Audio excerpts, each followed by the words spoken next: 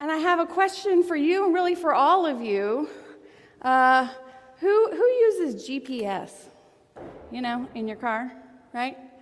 Technically, Mom does. That's Mom.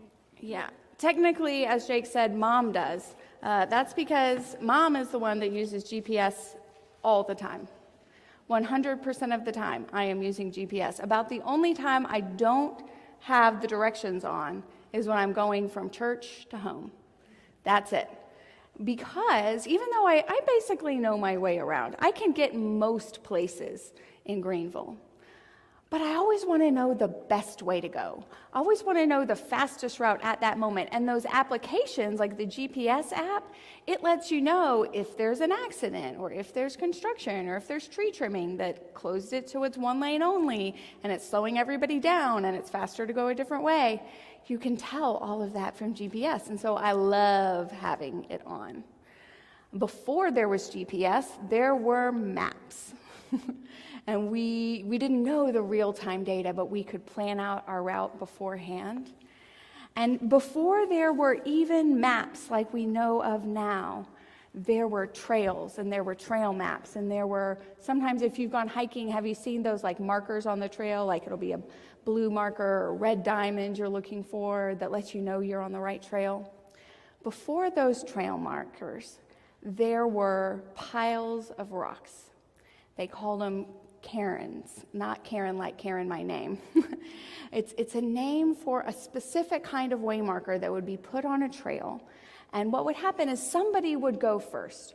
And whether that person is a park ranger or a leader or a guide, but somebody was the first person to take the trail. And they would figure out what's the best way to go.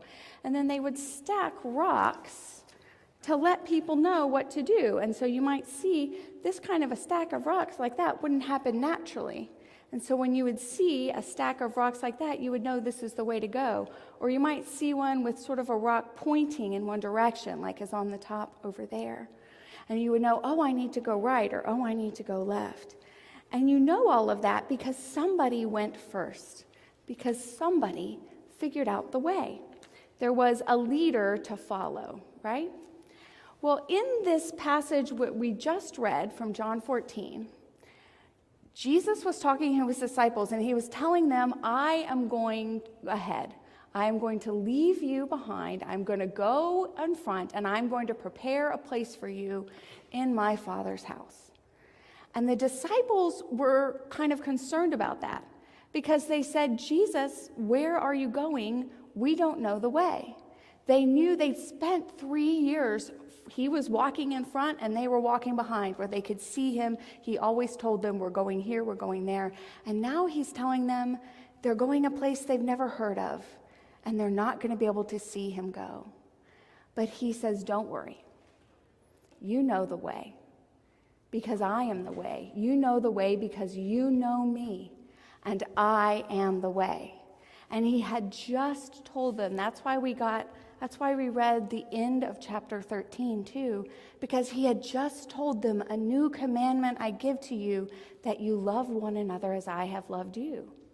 He was telling them that the way to follow me is to love. You will know the way because you know love. You know me because you know love. And that can be a beautiful thing, but it can also be a hard thing. It can be sometimes hard to see moments of love in our life. So we are going to be, with the folks that stay here in the sanctuary, we're going to be interacting with these rocks up here and working on sort of marking the path of love. And we're going to mark the path in 2 ways, all right? We're going to put here at the font the times when there are things in our lives that are still painful, that are still sad, things we're still confused about, where we don't know, things we don't know what to do with, things that still need God to heal or direct or show. So we put the rocks here for that. But then we know there's always a place to go. From the low point, there's always a place to go. And so we're going to, on these tables on either side, we're going to be stacking rocks to talk about the ways we see God's love in our lives. Okay? Let me give you an example. So I'm going to take a rock, and I'm going to put it here for a friend of mine. I had a friend in college, and she was my very good friend for 3 years. We were very close friends, but then after 3 years, she said she had some other friends, and she really wanted to be closer with them, and she didn't really want to be my best friend anymore. And that was really hard and sad and hurtful for me. And so I put a rock here. I'm older now. It's not as painful anymore, and I can understand that situation a little better now. But it's still an example of things that still need healing in our lives. There are always going to be points of pain and confusion. Does any of y'all have a rock that you want to put here for something sad? You don't have to tell me what it is, but if you have one, we can put it here.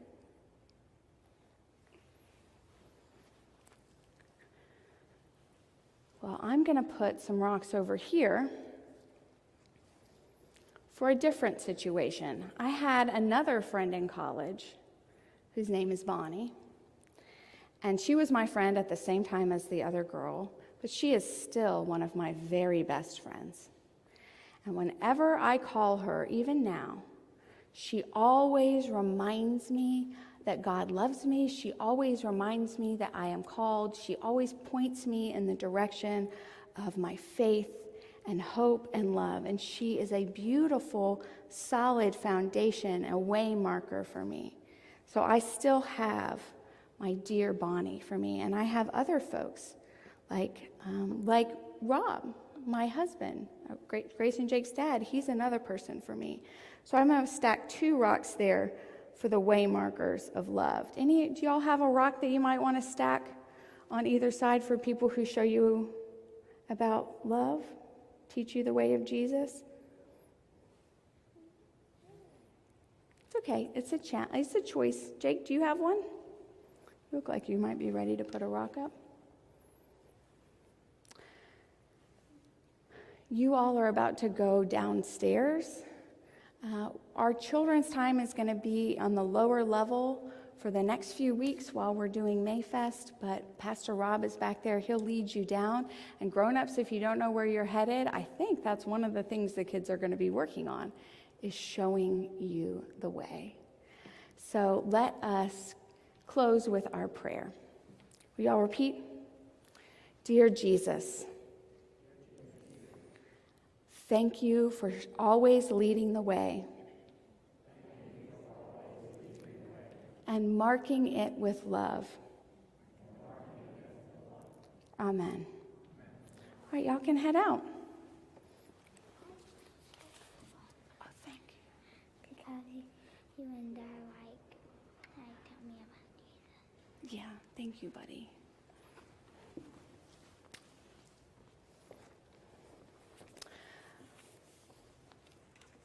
Our second scripture is from the Hebrew scriptures. It is from the book of Ruth. And Ruth is a short little book, just a few chapters. It comes right between Judges and 1 Samuel. Joshua, Judges, Ruth, 1st and 2nd Samuel. Okay, so it's right there in the middle of the story of the people of Israel. And that's important to remember. This is a key story for the people of Israel. The book of Ruth begins when Naomi and her husband are with the people in the land of Judah, and they are experiencing a great famine. And so they decide to leave Judah. Naomi and her husband is Elimelech. They have 2 sons, Mahlon and Chilion, and they take the 2 boys and they head to the country of Moab, which is a neighboring country. And as soon as they get there, or very shortly after they arrive, Elimelech dies, which is pretty devastating. Remember, the plight of widows is a big concern in the Hebrew scriptures. But Naomi still has her 2 sons, Mahlon and Chilion. They both take wives from the Moabite people, Ruth and Orpah. And so there they are. They're living in the land for 10 years, and then another disaster, because Mahlon and Chilion die as well. And so now what we have are 3 widows. Naomi, who is an Israelite or from the country of Judah, and then we have Orpah and Ruth, who are her daughters-in-law, and they are Moabites. They are all in this exact same terrible position. In that time, again, the plight of widows is that they were not allowed to own property. And so what that means is without a man in their lives, either a husband or a son or a relative who would take responsibility for them, they had nowhere to live, they could not safely get food, they were basically completely cast out with no protection, no money, nothing. It is very, very, very bad. But Naomi hears that there is now food in her homeland of Judah. And so we're going to pick it up at verse 7, the first chapter, verse 7. So Naomi set out from the place where she had been living, she and her 2 daughters-in-law, and they went out on their way to go back to the land of Judah. But Naomi said to her daughters-in-law, "Go back, each of you, to your mother's house. May the Lord deal kindly with you as you have dealt with the dead and with me. The Lord grant that you may find security, each of you in the house of your husband." And then she kissed them, and they wept aloud. They said to her, "No, we will return with you to your people." But Naomi said, "Turn back, my daughters. Why will you go with me? Do I still have sons in my womb, that they may become your husbands? Turn back, my daughters, go your way, for I am too old to have a husband. Even if I thought there was hope for me, even if I should have a husband tonight and bear 2 sons, would you then wait until they are grown? Would you then refrain from marrying? No, my daughters, it has been far more bitter for me than for you, because the hand of the Lord has turned against me." Then they wept aloud, and Orpah kissed her mother-in-law, but Ruth clung to her. So Naomi said, "See, your sister-in-law has gone back to her people and to her gods. Return after your sister." But Ruth said, "Do not press me to leave you or turn back from following you. Where I go, you will go. Where you lodge, I will lodge. Your people shall be my people, and your God, my God. Where you die, I will die, and there I will be buried. May the Lord do thus and so to me, and more as well, if even death parts me from you." When Naomi saw that she was determined to go with her, Naomi said no more to Ruth. This is the word of the Lord. Thanks be to God. So we have these 3 women who have experienced a great loss. Certainly the loss of a loved one, a husband, and sons is absolutely unthinkable. Completely devastating. Their lives have changed, and not just because of the grief or sadness, but because they have lost everything. Any farmland or livestock they might have acquired in Moab, gone. Housing, gone. However they made a living, it was over. There was no safety net, no nest egg, no 401k, no life insurance or Social Security to rely on. This is not just emotional devastation. This is a whole body, whole life experience. They are completely alone and unprotected, and their only hope is with family. And so Naomi chooses to go back with her family, and she tries to send her daughters-in-law back to theirs. So why wouldn't Ruth go? Why did she cling to Naomi? Did she have such a bad relationship with her own mother that she would risk her life rather than return? Did her love for Naomi really overcome her will to survive? She didn't have anything in life but this choice. We're imagining them on the road from Moab to Judah. And for Naomi, it is a return back. But for Ruth, it is a movement forward. And she has nothing in her life but this choice. Go back to what you know, or go forward into this unknown. Go back to your family, the ones who love you, a life you have been raised to live. There will be a possibility for husbands and a family in Moab. This was common. People died, and there were widows, and they would remarry, and they would be protected in that way. That's how this worked, and there's possibility for that in Moab. There's, to be honest, not a strong possibility for Ruth to marry in Judah, because the Israelites were forbidden from marrying foreigners, and they were really expressly forbidden from marrying Moabites. Certainly, it happened when they went to other countries like Mahlon and Chilion, but when they're in Judah, no one's going to marry this Moabite girl. It's a complete and utter scandal. But somehow, that is the risk that Ruth chooses to take. She refuses the familiar path, and she steps forward into an unknown and very uncertain future. And how can she trust a God who has turned against her very own beloved mother-in-law? Naomi says that the hand of the Lord is turned against me. The name Naomi means happiness, pleasantness.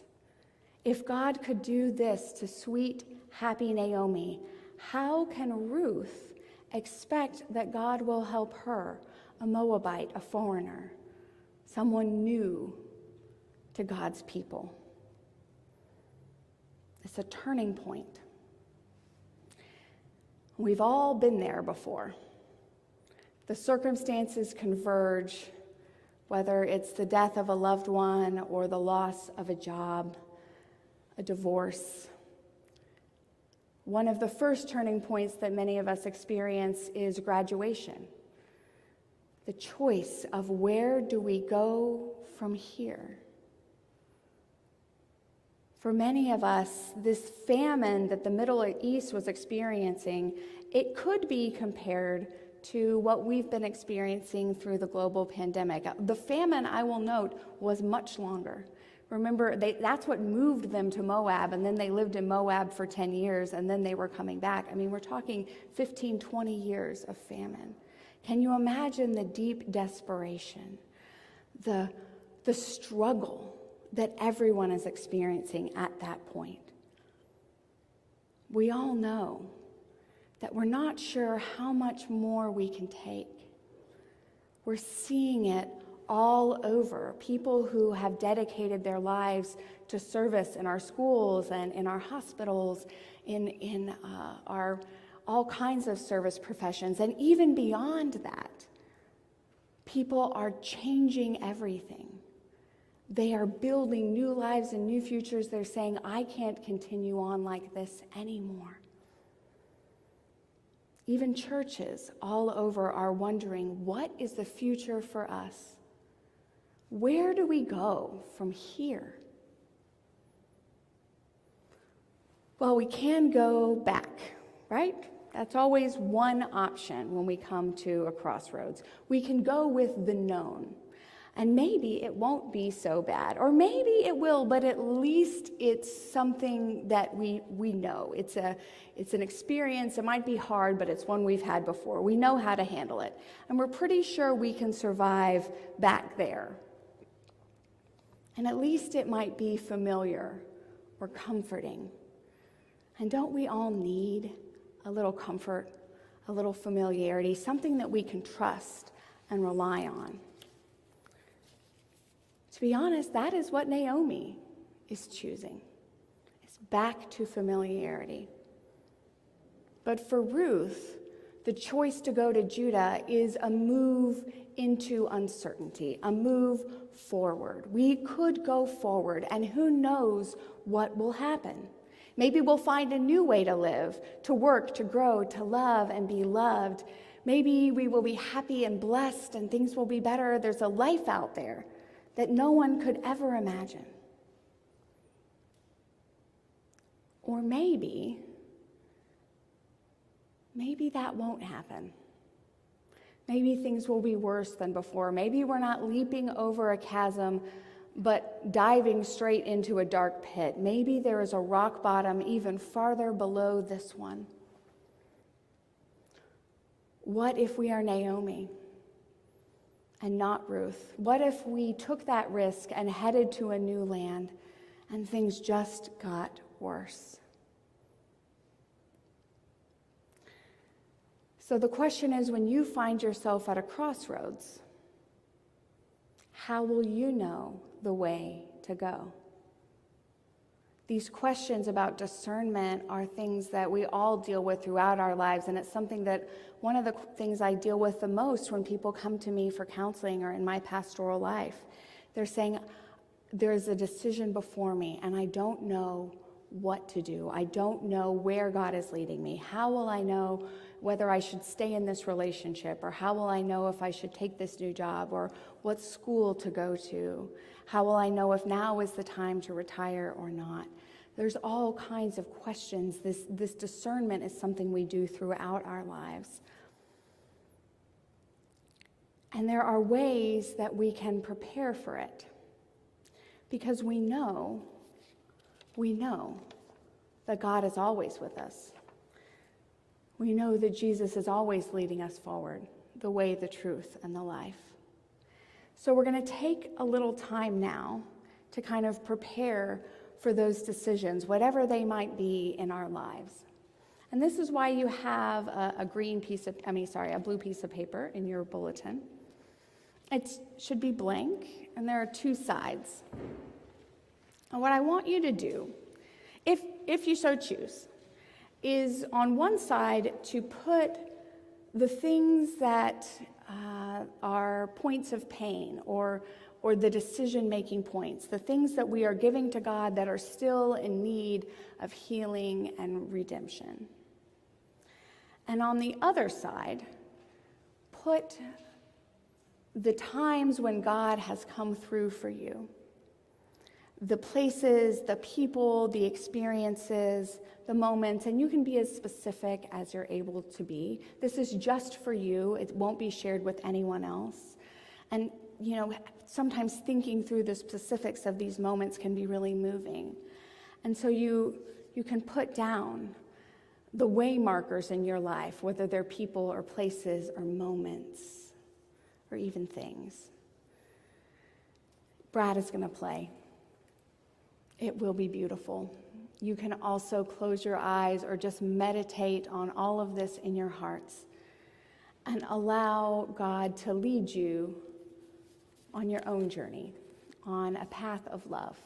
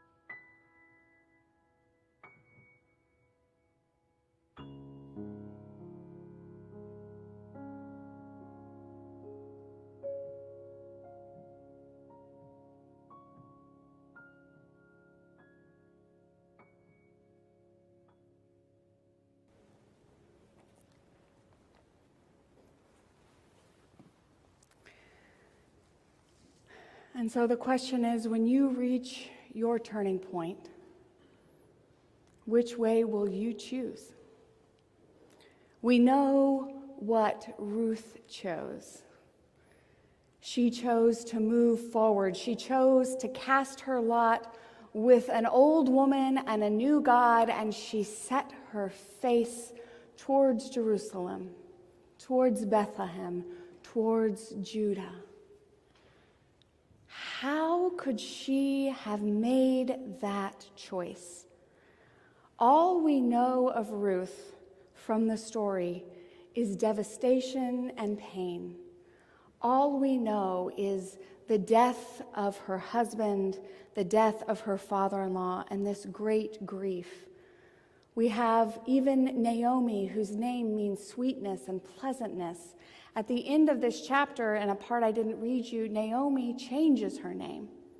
And she says, "They shall call me Mara," which means bitterness. Even Naomi is doubting God,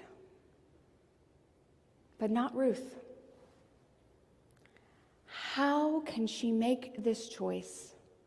The only thing that I can believe is that she's able to do that because she has seen God be faithful in her life, because she sees some of these way markers of love. She has experienced them before, and somehow she sees them in the distance.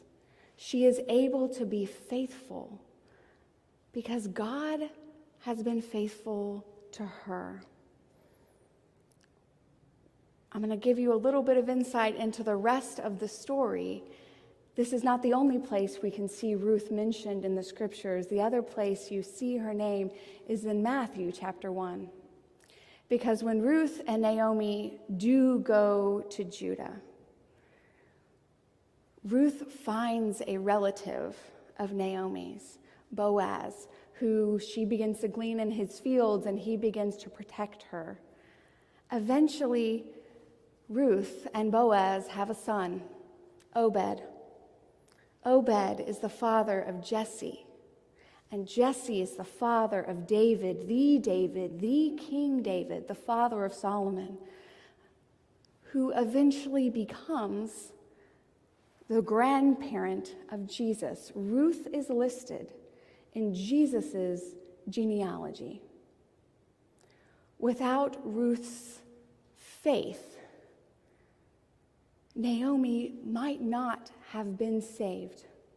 She saves not only herself and Naomi, but also through her faithfulness and through her decisions.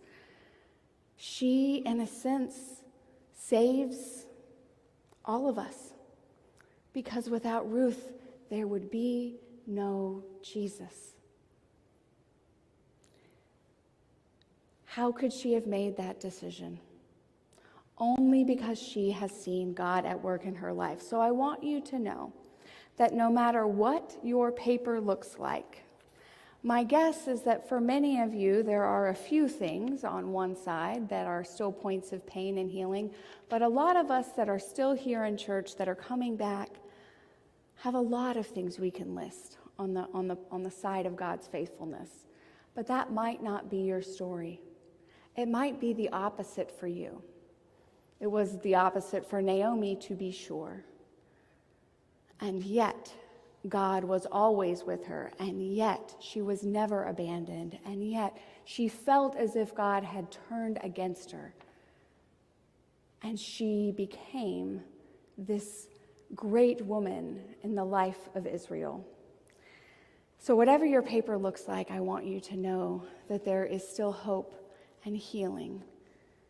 And there are always going to be waymarkers on the path of love.